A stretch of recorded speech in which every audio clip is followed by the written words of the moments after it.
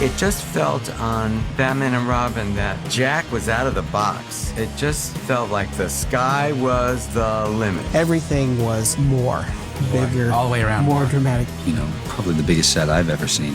It looks like Warner Brothers spent every penny on it that they ever had. Every set piece, every time we went to do something, it was just the biggest and the best, and you know, you couldn't believe the money that was being spent on these movies. You know, when you're supposed to be a blockbuster, then you have to be. Jesus, Joel, I'm intimidated.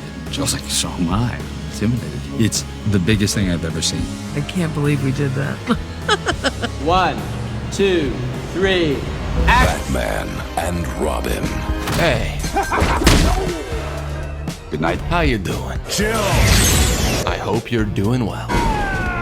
Listen, in another life, I think I could have made a racket making top 10 lists. Top 10 superhero costumes, top 10 emotional Batman moments, top 10 times I should have fucking retired. Sadly, I'm not good at rejection. But let's be serious, I'm far too fucking up my own dick to do that. I mean, look, I'm about to piss you off in the next 5 seconds with how dumb my brain is. Let's go. Top 10 superhero action scenes. Okay, yeah, wouldn't have said that. But yeah, that's that.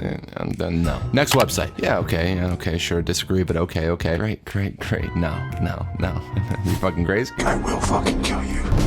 So many of these would not even be in my top 20 because frankly, the past decade or so, there have been so few superhero set pieces that stand out to me as riveting. I don't need it to be violent and dark. I don't need it to be world ending. I just want some imagination. So many are well made. That's not what I'm saying. So many are fun and engrossing while you're sitting in a large packed theater, but too many of them have a similar problem, and I like to call that problem the fleeting hype syndrome. You know what I mean. I know you do. We get so excited when that caked movie is finally getting released on Blu-ray. So excited to sit down and rewatch that action that shook you in the theater, the moment where the music swelled and in one beautiful collective moment, everything felt awe-inspiring. You're at home by yourself now and you pop in that Blu-ray, look up at that clip and...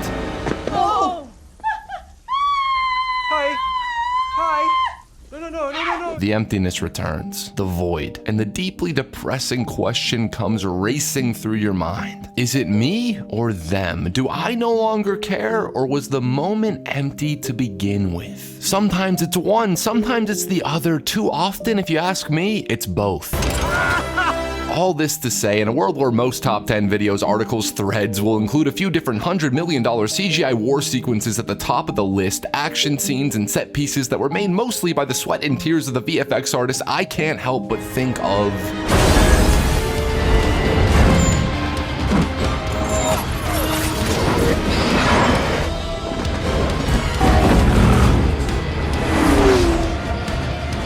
Batman and Robin. You might think I'm joking. Or I've lost it. Maybe I fucking have. Maybe it is nostalgia I can't outgrow. Yeah. But when I think of pure comic book scale, when I think of a filmmaker and a crew using an oversized budget to wow the audience, to ignite the inner child, the first 15 minutes of Batman and Robin comes neon blasting, ice skating into my cerebrum. You get the ice, I'll get the ice, man. The images, the frames, the colors, the scale, memories I've either created or can't forget, I'm not sure. Because I remember being so very young and getting a birthday cake that had the two of them, Batman and Robin, surfing on the sugar-filled icing. I could have sworn this happened, but when I go online, all I find are these cake toppers from the animated series. So did I project the image of them sky surfing because I love this movie so much growing up? Did I play pretend with them? Or is all this imagined? I hate cake, so I'm not sure why I would dream this up, but here we are. Freedom and justice. Partners. Listen, this is not a video about Joel Schumacher's Batman and Robin. This is not a sequel to probably my favorite video I've ever made, even though I will make said sequel eventually. This is a video about the wildest intro to any superhero movie, perhaps the most insane, coked up, wild ride of a set piece in any superhero movie. This is a video, a reminder, maybe to you, mostly to myself, about how, even when trapped in the largest of corporate machines, even when conceived in a boardroom of mustache-twirling toy company executives, many talented artists can still craft something that is imbued, fueled, and filled with unfiltered, seemingly never-ending imagination.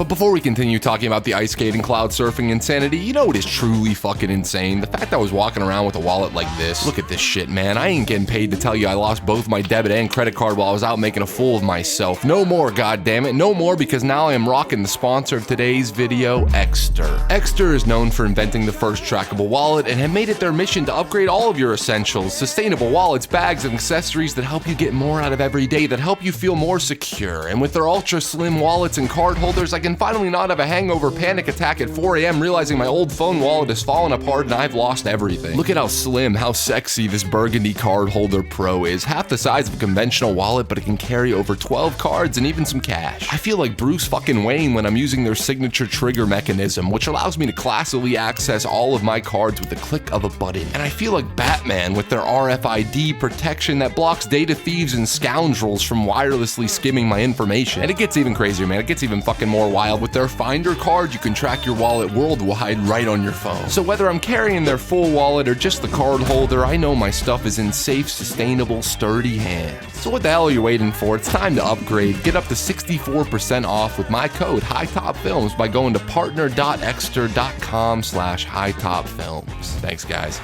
Right off the bat, I need Hollywood to bring back opening titles. I need them so bad. I need it too much. I love the hype they build. I love hearing Elliot Goldenthal's score blaring in my ears, amping us up, ready to see our heroes again. The suit up montage, sure. Talk about the ass shots, the crotch shots. When you're a kid, you could care less about that kind of homoerotic camp, and even as an adult, I'm more flabbergasted by the pure commitment to the bit. But I did get a nice ass. We get constantly pushing in, perfectly lit, cut after cut, with the most satisfying sound effects while our heroes get ready for their night. The cape waves across the screen, revealing the pure excess, the pure neon waving, fluttering, awe-inspiring image of the Batcave. I mean, dude, come on, dude, come the fuck on. I don't care how much you hate this movie. I don't think there's a single dude out there who doesn't feel the kid inside screaming with a little bit of excitement. Is it too much? Is the constant waving studio lights casting harsh patterns on our heroes excessive? Yeah, but that's the fucking point. Who is this nutball? It's a live-action Saturday morning cartoon, and that phrase gets thrown out a lot, like way too much.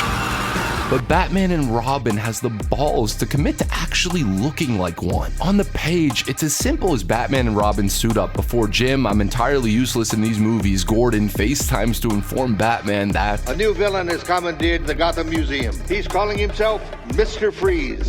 Mr. Freeze. On the page, one might not spend what looks to be $14+ million just introducing the new costumes, the new cars, the new toys. Now the Boy Wonder comes with Robin's Redbird cycle ready to put evil on ice. On that very same page, if you're given the money and creative freedom to sell those toys, ain't it your obligation to make each and every frame feel so out of this world, so pop? I think so, man. I really do. Batman driving down the massive Batcave driveway with his open-roofed Batmobile does not need to look this sick. It could look half this sick, half this insane, and still be utterly awesome. But it's clear to me that both Joel and cinematographer Steven Goldblatt, whose work on Batman Forever got him the Oscar nomination. This year, 5 cinematographers nominated by their peers represent the best. Steven Goldblatt for Batman Forever. Are trying in every single way to top themselves, trying to up the scale in every single way. Everything just got bigger. And you want to know the fun part? Most of this is entirely practical. That is really two people in costumes driving those very real, very drivable vehicles. Hell, they even had to build fucking mini rockets just to get the perfect practical red flame blasting out of the back of the Batmobile. Creating a flame that actually projects straight out is a challenge, and the way we solved it was we basically built mini rocket motors. Once again, is any of this necessary? Could they have reused the stunning Batmobile from Batman Forever, reused the same beautiful Batcave set and left it all unchanged. The accountants at the studio would love us to have gone to the storage and got out the old Batmobile. Of course they could have, but I absolutely adore the fact that Joel and company took WB's money and decided to throw it all out there and create this manic, childlike, overwhelming explosion of iconography every chance they could. It was fun to go to work every day. We were creating, our own world. Brilliant, imaginative, creative people around. It's an incredible feeling to think that you designed something, just the proportions of it were, mind-boggling. And then to see it finished and lit is just, there's no feeling like it. It is the greatest sense of accomplishment. We head to the Museum of Art, where we get this sweeping, what looks to be a half miniature, half digital, still amazingly beautiful shot of Gotham's architecture. Barbara Ling returns as the production designer, and her work, her Gotham as seen in Forever and this one, is criminally undervalued, underappreciated. I'd even argue, okay, listen, hear me out here. That Barbara and Joel's Gotham, from a visual standpoint, is perhaps the most captivating translation of the comic book city. Every time we get an establishing shot, the location and the world around it is so memorable. A building is never just a building. From Edward Nygma's apartment to Freeze's snow cone factory to the best looking Arkham ever. Images ripped straight from the comic panels, splattered with neon and overindulgence. I fucking love it. And for Batman and Robin, Barbara and Joel wanted to open Gotham up, wanted to continue the theme of going even more batshit wild with the look and feel of the world, and boy did they succeed, because as soon as we go through the stained glass window top, we are treated to... Are you fucking kidding me? You gotta be joking. And let me get this out of the way. I absolutely, positively hate the fact they make probably my favorite Batman villain spout ice puns every 15 seconds. Revenge!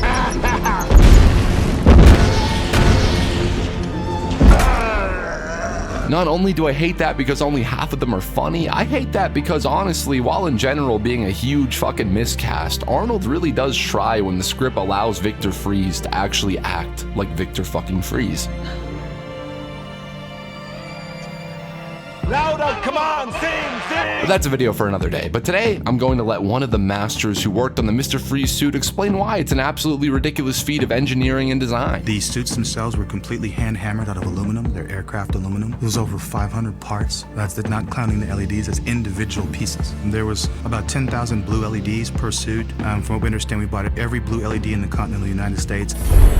Surprise. I am your new cellmate. It deeply depresses me, man, that there's basically no way they would ever put this much work into having an armored suit that worked entirely in camera, that was entirely practical and did not rely on post to polish it up. There's no way they would do that these days. Freeze in hell, Batman! I mean, dude, here, let me take out the ice pun for a sec. Watch this shot. I'll do something with the audio. Just check it out, check it out. Think of it, Batman. I'm beyond emotions. They've been frozen dead in me. Stunning, man, stunning. I need new adjectives other than stunning, but I hope you can see what I mean. The rhythm of it, the camera giving Freeze such menace, such scale. The whole thing is just... Hi, Freeze. I'm Batman. How does Joel top this iconic Batman entrance? Probably my favorite ever.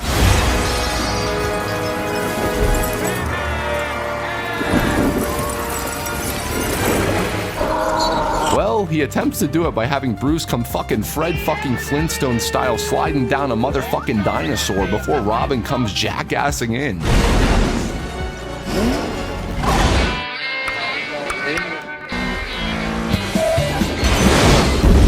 Creating his Nightwing logo on the wall behind him. All practical, all stunt work, by the way, all in camera, all too purposefully ridiculous. And as the scene goes on, just when you think you've seen the most expensive, expressive display of Sprang-era Batman hijinks, they keep throwing more and more at you.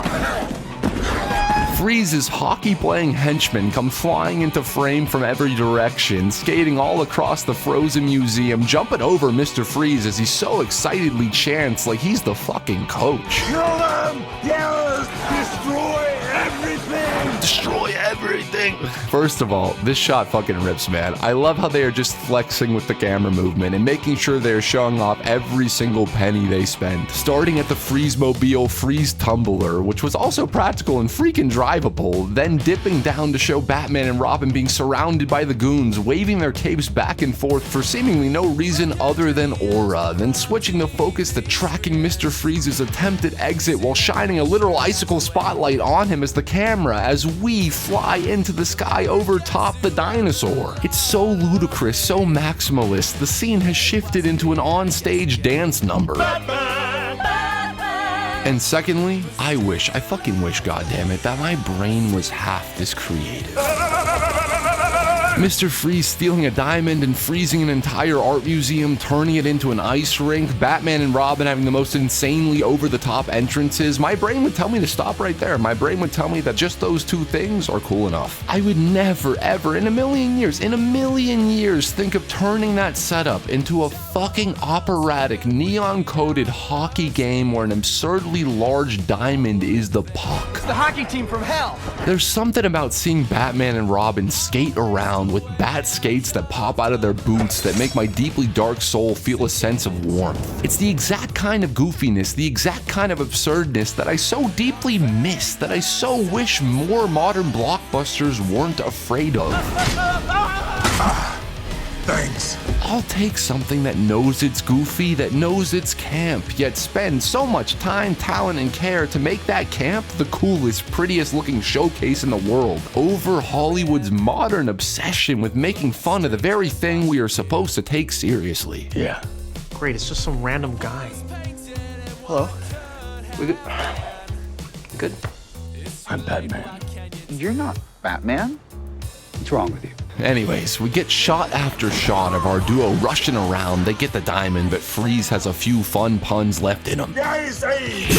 He destroys the dinosaur, rip my homie Dino, pour one out before hopping into his tank. While his hockey team passes the diamond back and forth, Robin then decides to fucking pole jump halfway across the set to try and intercept.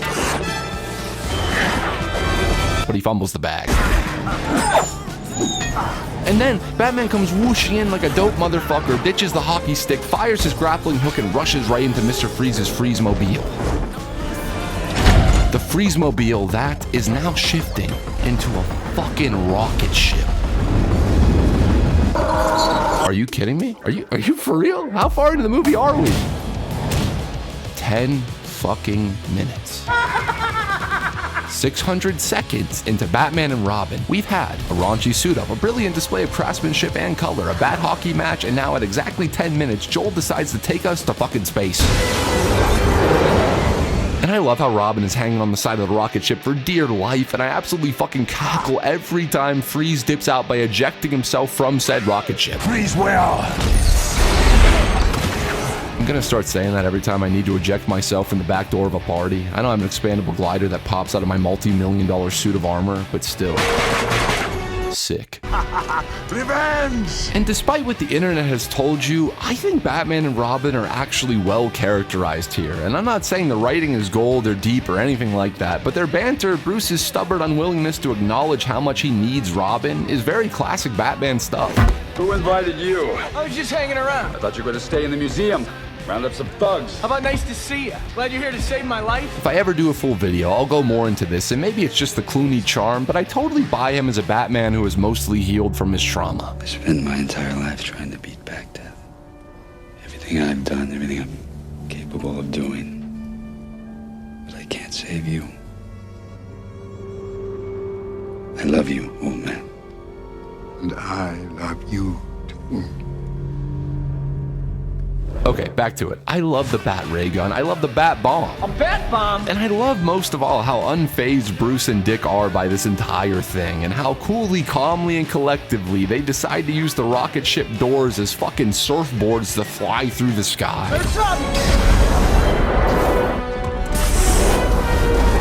It's so fucking dumb, but it's so fucking cool, dude.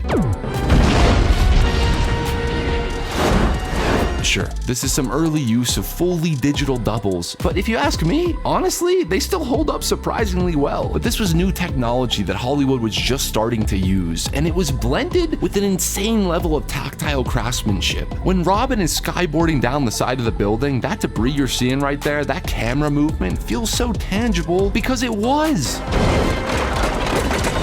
Look at these huge miniature sets where they actually had a camera fly around to simulate falling through the city. Behind us is the miniature of Gotham City. There's probably 20 different buildings. Many of them are modular in fashion. We have them on wheels so we can move them around the set, rearrange them for different shots so that the same 20 buildings can be used to represent hundreds of buildings throughout Gotham City. In a movie that is so off the rails and cartoony, they sure as hell spent a lot of time and talent making sure that we felt the scale and impact of the action, made sure that the VFX would work perfectly in tandem with the practical. All of these guys, who in their own rights had done lots of stuff, were being brought together and asked to work together in a place where his costumes had to be reproduced both in CGI and in reality, and her sets had to be reproduced in CGI and reality and in miniature. So it was like all of a sudden there's all of this overlap of requirement, and communication was critical. It's no wonder VFX supervisor John Dykstra, whose resume is absolutely bonkers, dude, is considered one of the pioneers in visual effects because his work here is still revolutionary. It isn't whether or not I'm noted for the flawless execution of my effects, it's whether or not the effects elicited the response in the audience that was necessary for the story. And what's kind of cool, and this is off topic, I didn't even write this down, what's kind of cool is you can look at something like this and then see how he perfected that in like Sam Raimi's Spider-Man, the blend of like CG doubles right into practical camera movement, back forth,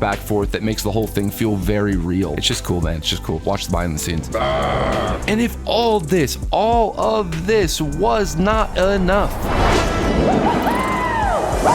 we end this insanity by going through a freezing smokestack, landing into some very gothic steampunk kind of factory with these beautiful vault doors, as our heroes chase after Freeze in these handheld blizzard shots that I absolutely adore. The extreme amount of snow that obscures our vision, the blue lights of Freeze's suit, the striking silhouettes of Batman and Robin as they try to catch up to him, clockwork door after clockwork door. This is probably the most grounded thing we've seen so far, but it just feels so cool, so stunning, and so very Batman. Robin, no!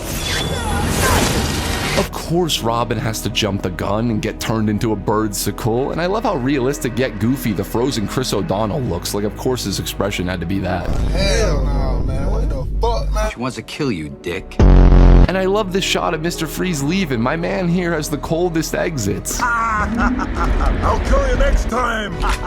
Revenge! And I love this shot. There's something about Barbara's production design of this location, something about the way the cape is lit here, something about Batman in the snow that just feels so fucking awesome. And I mean, how can you not love the fact that Batman immediately knows how to thaw Robin by shoving him into some kind of factory water and using the bat heat ray to turn it into a hot tub? Do we get it? And that's the end of the opening sequence. And look, of course I want to talk about how this is the next damn shot of the movie, or how we continue the insanity by seeing transformations of both Poison Ivy and Bane in the most whacked out, cracked out mad scientist lab ever. I'd love to talk about the entire movie someday, do a deep dive, but that day ain't the day. See ya. So what was the point of all this, Alex? What was the point? I don't know. Revenge! My pig-headed dick. Just to tell you how much I love, how much I miss this kind of wildness, this kind of big dick energy when it comes to costume set pieces. Kinda. But also, here's the truth. I was digging through some test footage we shot a while back for my feature-length Jason Todd fan film that should be out very soon. Now, this ain't in the movie, this scene ain't in the movie, but I could not pass up the opportunity to film Batman and Robin entering a Gothic church. And I remember being on set. This was the only time both of them were in their costumes, and fanboying out a little bit when it dawned on me that we haven't seen Batman and Robin together in live action since Joel Schumacher. which, while I was shooting that, was not only a completely surreal thought to have, but a thought that kind of got me oddly emotional, which ain't odd for me, I'm always crying. If I must suffer, humanity will suffer with me. But I mean, we all talk about the nipples, we all make fun of the dumb stuff, we all spend our teenage years pretending that we did not absolutely adore these movies as children, but I seldomly see us ever appreciate the work that went into it. We seldomly acknowledge just how insane, just how batshit wild and utterly creative his Batman action sequences were. And we keep trying to up the amount, the size of the threat, alien armies, beams in the sky. We keep trying to achieve all-out war sequences, yet the violence is so mundane. The colors so muted, everything uniformly gray while trying to be utterly grand. Batman and Robin, yes, it's fucking ridiculous. Yes, it's a toy commercial. It's aware of the fact it's a toy commercial. The first one, I felt like I was making a movie. The second one, I felt like I was making a toy commercial. I mean, literally. All of a sudden, we were in like these new suits. I'm like, okay, so I'm just trying to think of the story of how this works. Let's not ask questions. We've got new silver suits, okay? It's just the way it is. There was a real desire at the studio to keep it more family-friendly, more kid-friendly, and a word I had never heard before, more toyetic, which means that what you create makes toys that can sell. So you have to give them the designs far in advance so they can get these molds made to make the toys made so the toys will be out when the movie's coming out. So everything that we did was, can you make it bigger? Can you make it better? The bat is cool. The jet blade spinning, spinning, spinning. And yet, this opening sequence, set piece, action extravaganza is so clearly the work of hundreds of thousands of artists using a literal Scrooge McDuck fuck you vault load of cash. Never leave the cave without it. To create the most visually overstimulating, loud, ludicrous, colorful, crazy introduction to a superhero movie that still has yet to be outclassed. I look at scenes like this one, and my first thought is not how campy it is, how silly. My first thought is appreciation for the clear amount of laborious love that went into every single design choice. The reason why the Batman films look so good is because the people working on it many times love what they're doing. And I think that's the key. If you really love what you're doing, it will show in the product. They don't make them like they used to. Some would say that's for the best, but I'd say that I miss when directors could just fucking go for it. Sure, Joel openly said it was a toy commercial. And I'm not criticizing anyone. I signed on to do this. I was doing this job, but that was a major part of the job. But aren't all these fucking toy commercials in a way? Only difference? Now we try to hide that fact. Me? I'd rather have my action figure airborne down the side of a building as a spaceship explodes behind him and his partner. I'd rather see them slide down a freezing dinosaur after fighting an army of evil-doing hockey players outfitted with attachable skates, bat ray gun not included. And maybe that's just me, but sometimes I'd rather see that excess front and center rather than feel as if the filmmakers in studio are too ashamed to acknowledge that one of the main reasons these characters are still relevant, one of the only reasons they came to be, was to create that joyful, unapologetic sense of childlike wonder.